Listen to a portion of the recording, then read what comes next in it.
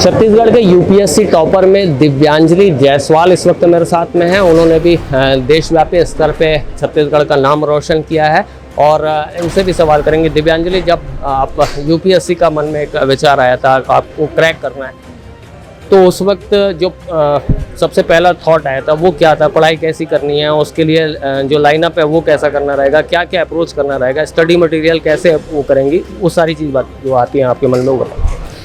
मैंने जब preparation start की थी तो मैं काफ़ी कंफ्यूज थी, क्योंकि मेरी फैमिली से दूर दूर तक कोई भी इस एरिया में नहीं है।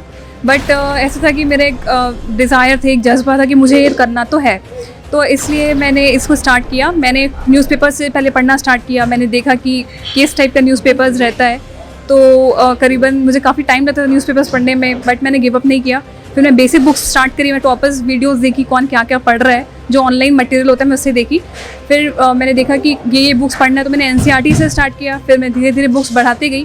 फिर मैं एग्ज़ाम के दिया, मैंने मुझे लगा कि मैं कहाँ गलत कर रही हूँ, फिर उसको मैंने इम्प्रूव करती थी, टेस्ट दिया करती थी, मैं कहाँ पे मेरी गलती हो रही है उसको एनालाइज करती थी, और ऐसा करते करते भी मुझे 3 अटेम्प्ट लग गए। घर की जो स्थितियाँ रही हैं वो एक नॉर्मल रही हैं, या फिर जो फाइनेंशियल स्थितियाँ रही हैं आपके घर की वो कैसी रही हैं? सर मेरे घर की, मतलब मैं एक मिडिल क्लास फैमिली से ही बिलोंग करती हूँ सर। मेरे फादर प्रोफेसर हैं, वो रिटायर भी हो चुके हैं, तो और हम टोटल 4 सिबलिंग्स हैं। और तो वो तो है ही कि हमें कुछ करना है, ऐसा तो है ही नहीं कि हम बिल्कुल ही वो है कि एकदम वेल ऑफ है, बट ये तो है कि हार्ड वर्क तो करना है। कितना टफ होता है एक, देखिए, अच्छे मैच्योर्ड परिवार के लिए या जो आर्थिक रूप से संपन्न परिवार है उसको एक अच्छा कोचिंग प्रेफर करना बहुत अच्छा उसको मिल जाता है, लेकिन जो मीडियम क्लास रेंज के परिवार हैं या गरीब वर्ग से हैं उनके लिए एक अच्छा कोचिंग, वो सिर्फ होर्डिंग देखते रह जाते हैं उनके बच्चे। तो ये कितना दिक्कत है, और कोचिंग का जो महत्व है वो कितना है इन सब पढ़ाइयों में? देखिए, ऐसा है कि कोचिंग बहुत ज़्यादा ज़रूरी तो नहीं है, एक मार्गदर्शन ज़रूर मिलता है। मैं ऐसा नहीं कहूँगी कि बिल्कुल ही यूज़लेस है, मार्गदर्शन मिलता है। बट ऐसा है कि अगर आप अफोर्ड नहीं कर सकते तो आपको हताश होने की ज़रूरत नहीं है। आपको बहुत सारी चीज़ें ऐसी भी अवेलेबल हैं, ऑनलाइन रिसोर्सेज हैं, बुक्स हैं, लाइब्रेरीज़ काफ़ी सारी खुल, जैसे रायपुर में नालंदा लाइब्रेरी, वहाँ पे काफ़ी सारी बुक्स मिल जाती हैं आपको, तो वहाँ पे भी आप जा सकते हैं। मतलब जज्बा होना चाहिए, मतलब कहते हैं ना कि चाह है तो राह है, तो आपको गिव अप नहीं करना है और आपको कंटिन्यू करना है कि हम कर सकते हैं, तो आपको रास्ते खुद बन जाएंगे आपके लिए।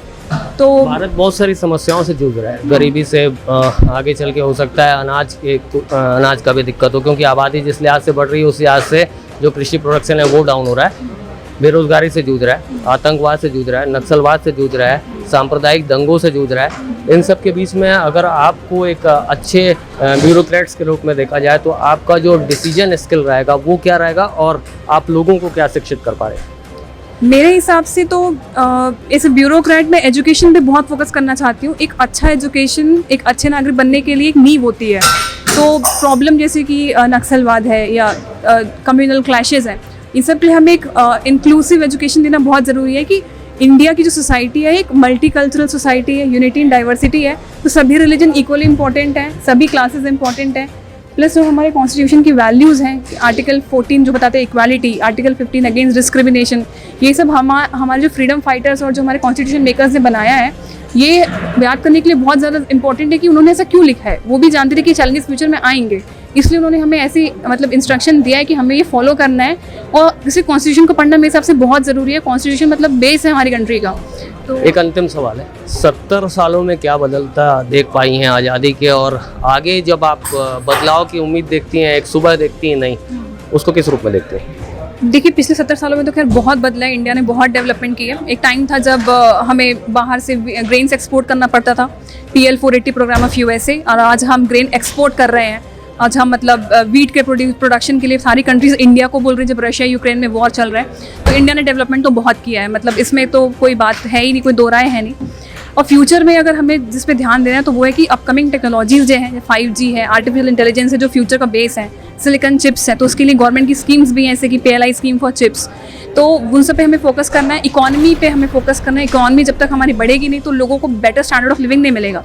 तो इकॉनमी मेरे ख्याल से और प्रोग्रेस कर सकती है। और एजुकेशन तो खैर बेसिक है ही, हेल्थ, एजुकेशन, जो बेसिक इंफ्रास्ट्रक्चर है उस पर हमें फोकस करना चाहिए। एक अंतिम सवाल और जोड़ दे रहा हूँ, अगर विदेश नीति को आपको और ज़्यादा इम्प्रूवमेंट देखना है, अगर आप चाहते हैं कि भारत की विदेश नीति और मजबूत हो, इंटरनल जो प्रॉब्लम्स हैं वो जैसे कि जो सांप्रदायिक दंगे हो रहे हैं या आतंकवाद है, नक्सलवाद है, ये समस्याएं कोलैप्स हो, तो उसको देखते हुए अगर आपको ये कहा जाए कि पाकिस्तान के साथ में या जो रशिया यूक्रेन युद्ध हो रहा है उसको देखते हुए भारत का इस वक्त जो स्टैंड है वो क्या होना चाहिए?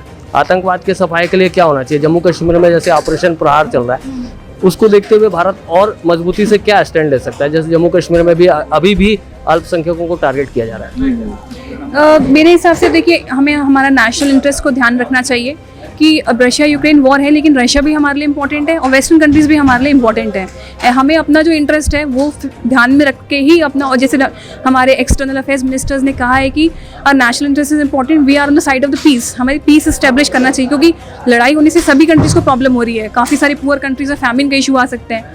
तो उस हिसाब से इंडिया को एक लीडिंग पावर का रोल प्ले करना चाहिए।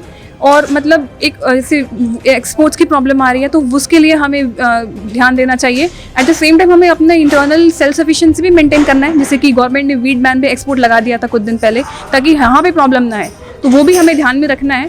तो काफ़ी बैलेंसिंग एक्टिविटी है और ये हमारे जो डिप्लोमेट्स हैं, जो ऑनरेबल हैं, वो काफ़ी अच्छा कर रहे हैं and I think in the future they will do better. जैसा कि इनका नाम है दिव्यांजलि, दिव्यांजलि का संधि विच्छेद अगर किया जाए तो दिव्य अंजलि होता है। तो इस तरह से जो इनके भाव हैं वो आपको हमारे सवालों और इनके जवाबों में समझ में ज़रूर आ रहे होंगे। एक मैच्योर्ड लेवल का थॉट रखती हैं और साफ तौर पर ये कहना है कि अगर एक अच्छी सोच के साथ किसी इनिशिएटिव को किया जाए, लिया जाए और समाज को इसमें जोड़ा जाए तो देश और राज्यों की प्रगति करना कोई बहुत बड़ा मुश्किल काम नहीं है। नेशनल फर्स्ट टीवी के न्यूज़ के लिए छत्तीसगढ़ के दुर्ग जिले से मैं शशकांत तिवारी।